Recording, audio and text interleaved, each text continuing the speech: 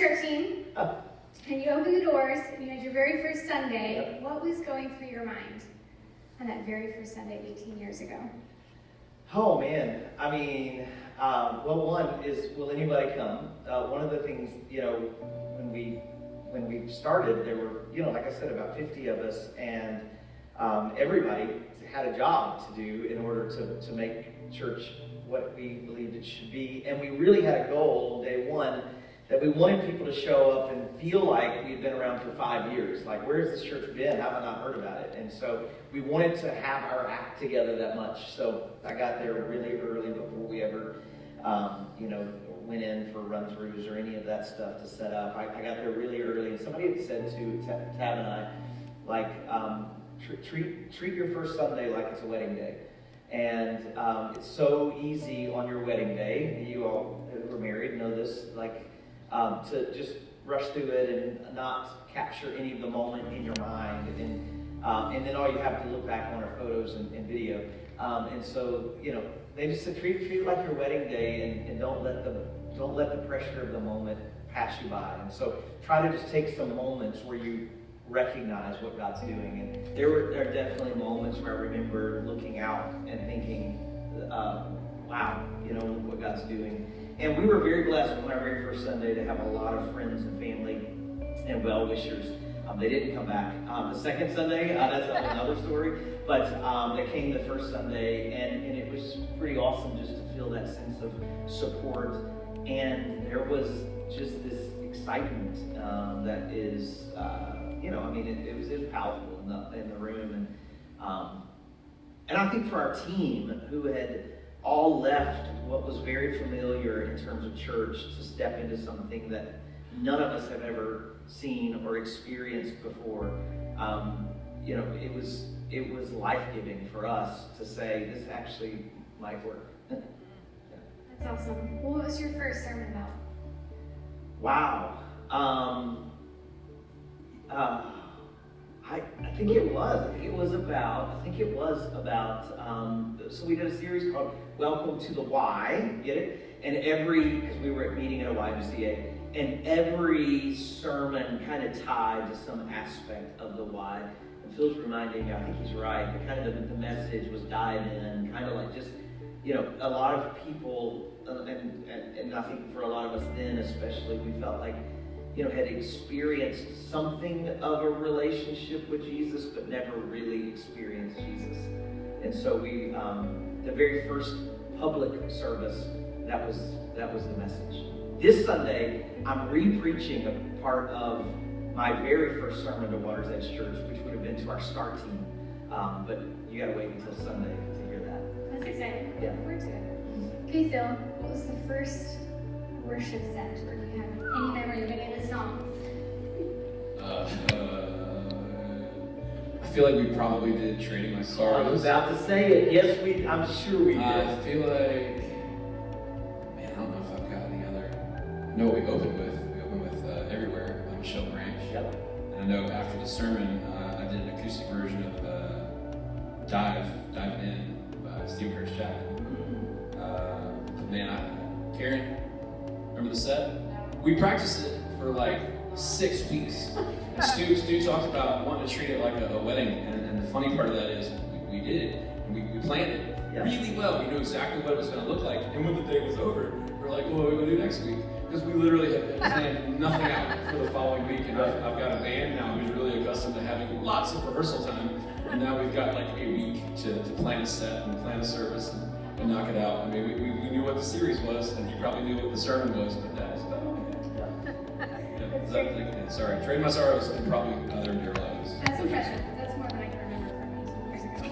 So. Okay, so after the Y, we obviously grew, and then we broke ground here at Yorktown. So Tab, what was that feeling like? That Sunday it was just surreal because we were outside, right? And the Sunday that we broke ground, and we did baptisms outside. We had big pools, like a big pool. And I don't know, it was just like look, I can remember because we stood up front as a family at one point during the service, and I can remember just looking out just being super humble. Like, how did God do this, you know? Because we were, I mean, honestly, we were pretty happy at the Y. Like, I mean, we were growing and everything was good, and we were at the Yoder barn also, but like just thinking about the sacrifices that people made to financially provide for this place, and we had so many things fall through with land. We didn't know if it was going to be possible. But then I think just thinking forward to like, what in the world is God going to do at this location? And thinking about the lives, I can remember us thinking specifically about the lives in the future, and it seems so far away. And but yeah, just really humbling and just a really special day. It was also the day that Braden got baptized, so so it was kind of really special for our family in multiple ways, and we still have the little shovel and all that stuff. So. Oh, I love that. Okay, this is an all play. What has been your all-time favorite series? I can go. This is so easy. I was actually telling you, and I don't even know the name of the series, and you guys will have to help me. But we did it. Remember when we did the camera from up top?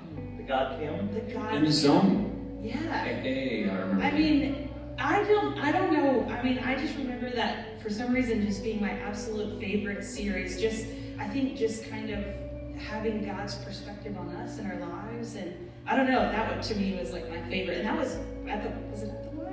Yes. Yeah. Yeah. So I that's think the we did one the time. God Cam one time here too, but I think that was the first time that we had they built a flat that was on the floor that was like an optical illusion. It was crazy looking. If you stared at it too long, you'd throw up or something.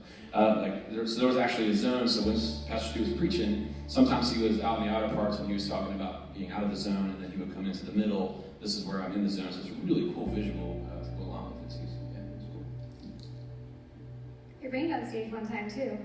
I was not going to list that as my favorite. No. It was really cool, but that water was really cold. Really, While you're it was singing. the middle of a song, and here comes the water, and I just had to not do that mid-song. Yeah. Is it my turn? I don't know. I mean, yeah. Favorite series? I don't know. I really dug The Matrix. I thought that was fun, and that was way back at the Y as well, because I liked that movie, and I thought it was really cool. And we had people in the parking lot in trench coats and sunglasses, and it was the middle of July, so that was a sacrifice in and of itself. But I really liked that one. We did like the Rage Against the Machine song from The Matrix at one point. It was cool. That was about the time he was born too, so, but I still really enjoyed that. You got one? I mean, it's like trying to name your favorite child, right? I mean, for me, it just, the next one, this one, the House of Miracles, that's my favorite. That's my favorite. Okay, I love it. All right, final question for each of you. Phil, what was your favorite memory from the 10th birthday celebration? I loved, it was so much work, and it took so much time, but we did like a 13-minute documentary that told the story of the last 10 years. And we literally were still making edits and adjustments to it, like down to the last 20 minutes before the service. Like it was that crazy. And it took weeks, maybe months to film and edit and put together. It was just a really nice, not just nostalgia, but just such a great celebration and honor of what God had done and what we were able to be a part of. And that was just, it's really magical. It was really felt heartfelt. I felt like it really connected with our people and helped bring them into the story in a very unique way. But yeah, it was Okay, Tab, what is the biggest lesson that you learned in 2020? In 2020. In ministry. I kind of want to think about it's that a one. birthday question. Huh? Golly. I think probably the biggest ministry.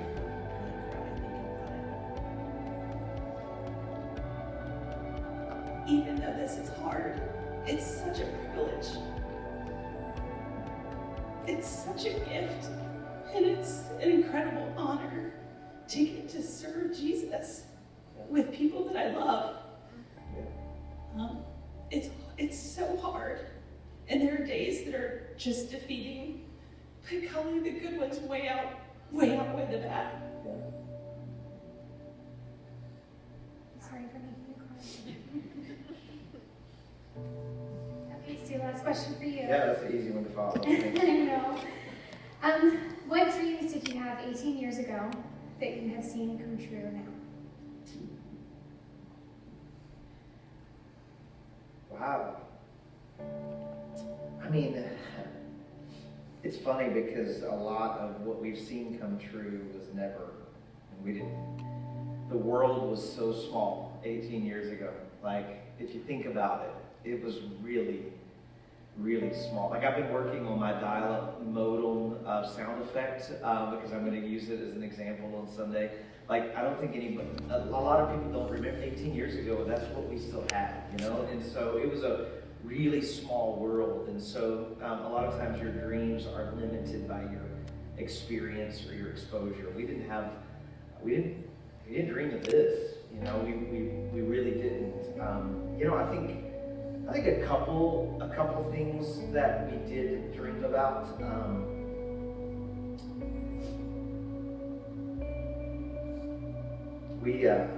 We dreamed about our next door neighbors.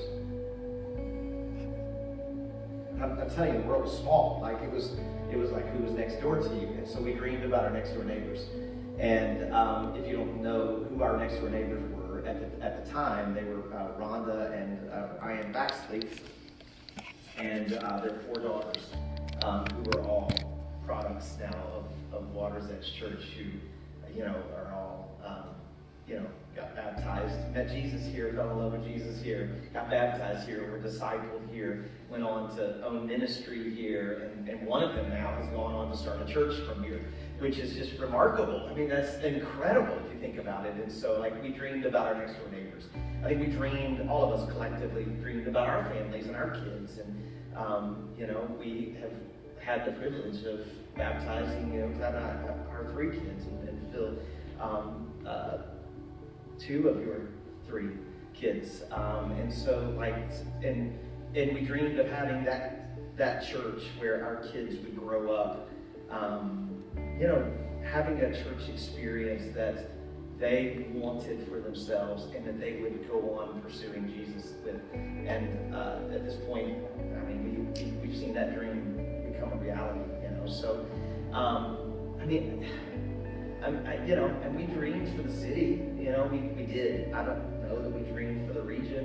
We certainly didn't dream for the world because we didn't know we could. But, those are, I remember saying, I want Water's Edge Church to be a household name on the peninsula. We dreamed for that. And I think that's becoming pretty close to a reality. We probably still have some work to do on some of the outer edges, but if you go to most places in York County or in central Newport News and now some places in Williamsburg, and you mentioned Water's Edge Church, it's a household name. It's not foreign. It's like nobody's saying what, And so those would be the dreams that I think have come to be. Oh, wait. I've always dreamed that we would get to do this with the people we love, and we dreamed of growing old with our team. Lauren eventually got married and moved away. Jamie was closely connected with us here at WED for so long, for so many years, and is pursuing other opportunities, which is phenomenal. But we get to grow old with Phil and Bethany, which was a dream.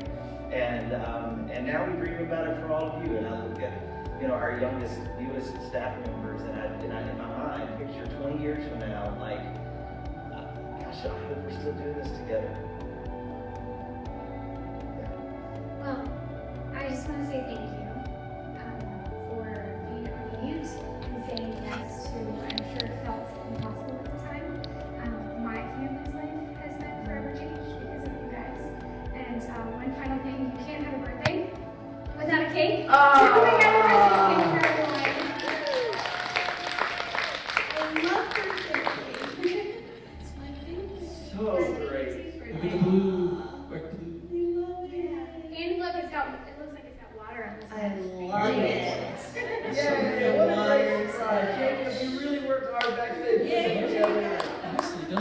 So beautiful. So Yay. thank you very much. Thank you. Of course. Thank you. And thank you guys for being a part of the celebration. And I know, not everybody got the privilege of being there on day one. But whatever day God brought you here, it was intentional and purposeful. And this is as much yours as it is ours. We just happened to show up first. That was it. But we're really, really grateful that you're a part of things. And we'll share cake in just a little bit. And how about Tiana? She's better than Oprah. I would say. Oh, yeah.